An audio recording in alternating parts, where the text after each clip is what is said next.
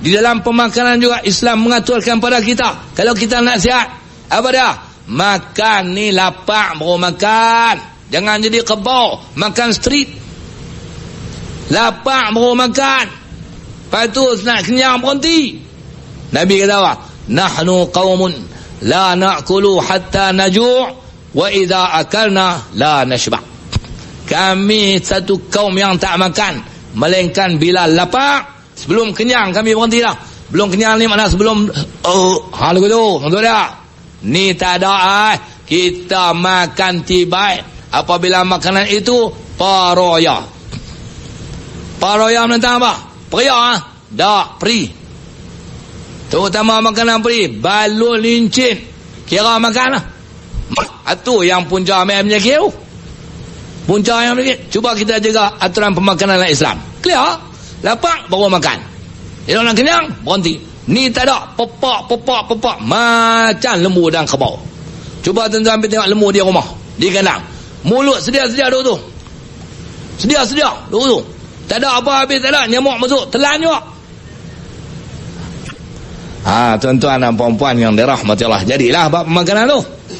Kemudian yang kedua, cara nak sihat, Islam menganjurkan kepada kita amalan riyadhah, bersukan. Ni hak pejabat saya buat tu kira okey lah tu. 1000 langkah tu. Lari sampai naik Gunung Riang. Amalan kesihatan dalam Islam banyak jenis-jenis sukan. Zaman Nabi pun ada orang nak buat. Zaman Nabi tak ada lah, lepas tamat lagi. Tak apalah, demi untuk kesihatan. Golf tak ada zaman Nabi.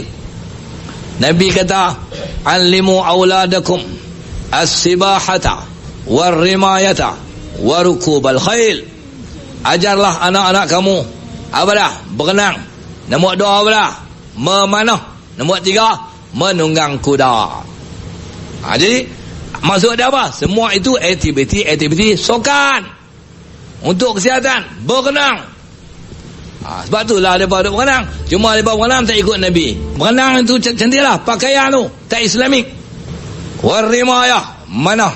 Manah lah ni dikiaskan dengan manah menembak. Sokan lah tu. Warukubal khair, menunggang kuda. Lah ni tambah lagi lawan mutu.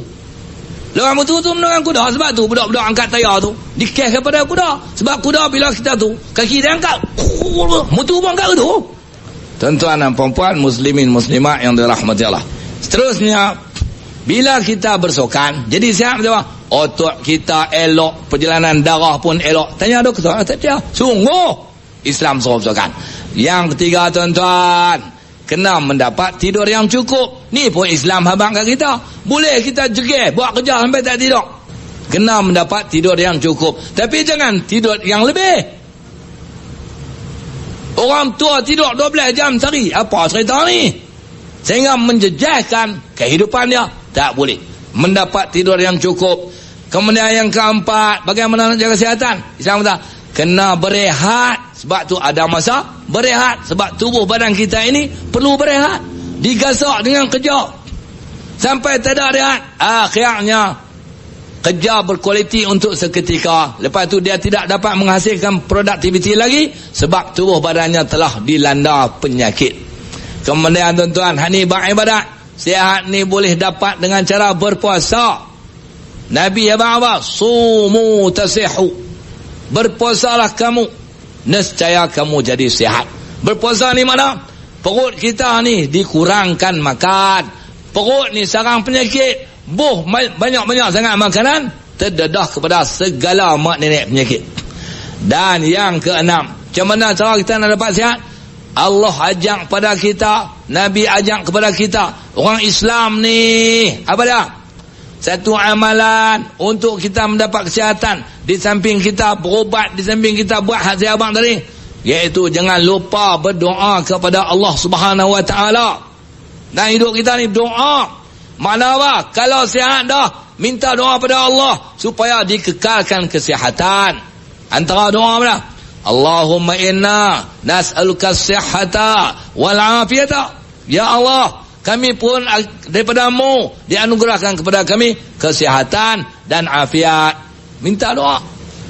Dan kalau kita sakit, minta doa pada Allah disembuhkan daripada penyakit. Bila sembuh daripada penyakit, makna kembali sihat di samping kita berubat. Dan apa kita dapat tuan-tuan? Kalau kita sihat, kita boleh buat apa? Cara ringkas-ringkas. Nombor satu, ambil Dr. Baizuri kata ni, dapat menikmati arti kehidupan. Orang sihat tuan-tuan, duit ada banyak, ada makna. Tapi kalau orang boleh menyakit, duit banyak tak ada makna. Tak ada makna duit banyak. Duit terketil. Tak orang duit dah banyak lah. 2 juta. Tak orang makan apa? Hang kira makan. Tak makan tak boleh. Tak ada makna duit banyak. Tak ada makna. Tapi kalau sihat, Allah duit 2 juta. Tak orang minggu ni pergi mana? China. Balik China, tak orang minggu ni Istanbul. Boleh berjalan. Tak orang balik Istanbul pergi mana? Nak pergi Australia. Balik Australia, tak orang nak pergi mana? Nak pergi Thailand. Tak orang Mekah tak apa pergi. Tak sampai seru lagi. Tu dia Arti kehidupan dapat dimanfaatkan apabila kita sihat. Boleh buat kerja elok dan sebagainya. Yang kedua, lebih penting dalam kehidupan orang Islam, bila kita sihat tuan-tuan, ibadat kita dapat dilaksanakan dengan berkualiti. Orang sihat ni dia buat ibadat hebat, tak sama dengan ibadat orang sakit. Tuan-tuan tengok bab semayang lah. Orang sihat semayang berdiri, sakit semayang doa, lagi sakit semayang mengiring. Ngiring tak boleh, pergi berbaring, baring tak boleh, pakai isyarat, satu lagi teruk tu. Jadi kalau sihat, ibadat kita kualiti. Tuan-tuan tengok, ramai orang tak boleh pergi Mekah, duduk terbaring atas katil, tak sihat. Nak buat ibadat tak boleh. Baca Quran, tak boleh baca Quran, duduk tengah tidur. Tak orang Quran baca. Tak kira nak baca Quran. Aku tunggu orang baca Quran ke aku. Nak mati tu. Nilai ibadat tu kurang pada orang yang sakit. Tapi tuan-tuan kena ingat, satu masa kita sakit, bab tu tumpang duk sihat ni, buat ibadat betul-betul nikmat yang Allah Ta'ala bagi. Kemudian tuan-tuan dan perempuan yang dirahmati Allah, dalam konteks pekerjaan, orang sihat dia dapat bekerja. Kalau duduk pejabat, pergi pejabat. Kalau buat mendang, pergi duduk tengah mendang.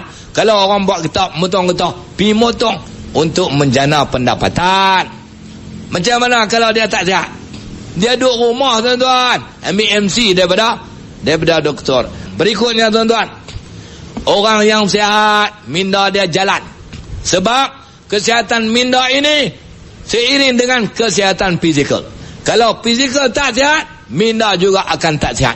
Siapa kata? Nabi Habak. Al-aqlus salim fil jismis salim. Minda yang sejahtera ada pada tubuh badan yang sihat.